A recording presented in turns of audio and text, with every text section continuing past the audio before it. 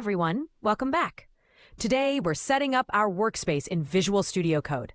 Let's start by creating a new folder and naming it Project 1. Now let's open the folder with Visual Studio Code.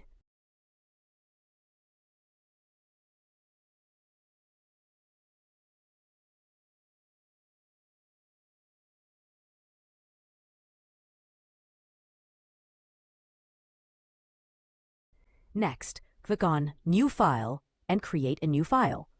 We'll name this file index.html.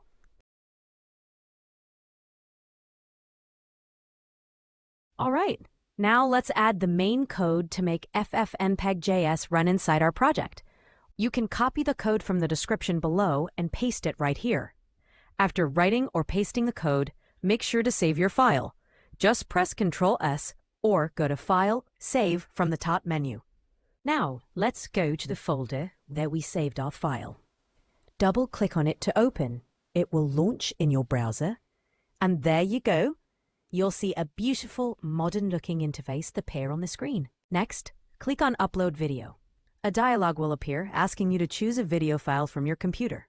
Once you've selected the file, simply click on Convert to MP3 to start the conversion. This tutorial shows you how to use FFmpeg.js on your website, step by step, perfect for beginners. You can easily implement it on your own site without installing anything. If you have any questions, feel free to write them in the comments section. We'll be happy to reply and help.